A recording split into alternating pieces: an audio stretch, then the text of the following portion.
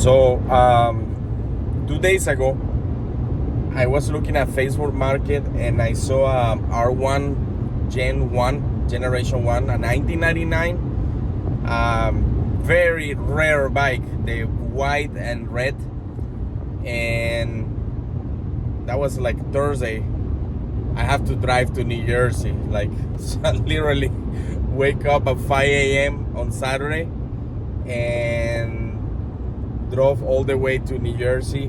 It was like 4 hours, and met this guy Sean. He was a really cool guy that owns the bike for like the past 10 years, and he had done a lot of work to the bike, and mechanically the motorcycle is solid. The only thing is that some wear and tear from 1999 bike that has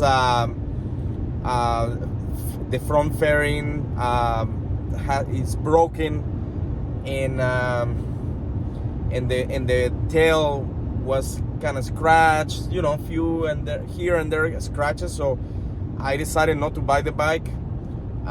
He was selling the bike firm for $4,600, and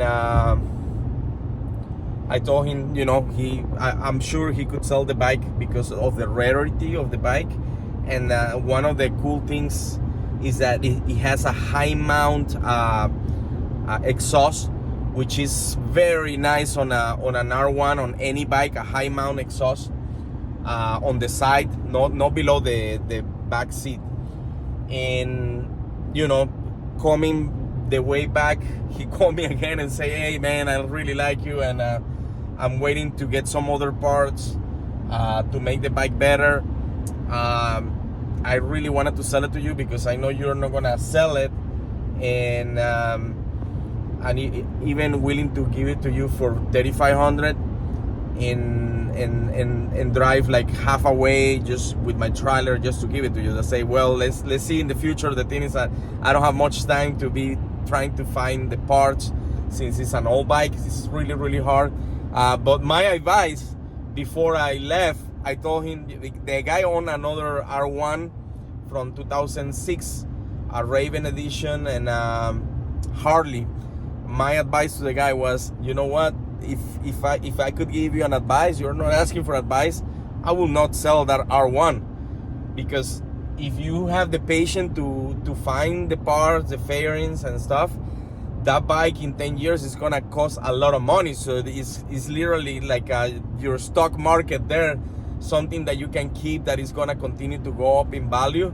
And the guy was very thankful, and I think that was the reason that he will continue working the bike and try to sell it to me later.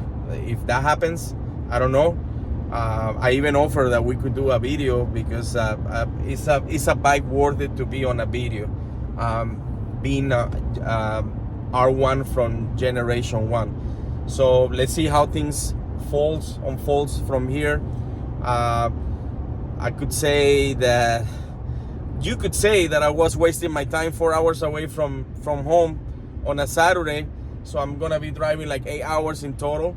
But to me, it wasn't wasting my time. I think it was worth it to see a Generation 1 of R1, especially because in US, people work a lot, do a lot of stuff, and life is rushing and stuff.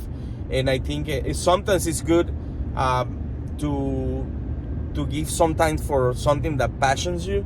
I usually, if I'm not at work, I'm serving as a volunteer in my local church. And it's wonderful to serve the community, but it's important too to do something like a little hobby or something that you can do once in a while. And that's what motorcycles are to me. I've been riding since 1996, and it's a passion with Motorcycle Brothers. And thank you for watching, and hopefully we're gonna do soon a video with the R1s and the Yamaha R1s, which is a really historic bike that might be discontinued in 2025. We don't know yet because of new regulations in Europe. Thank you again.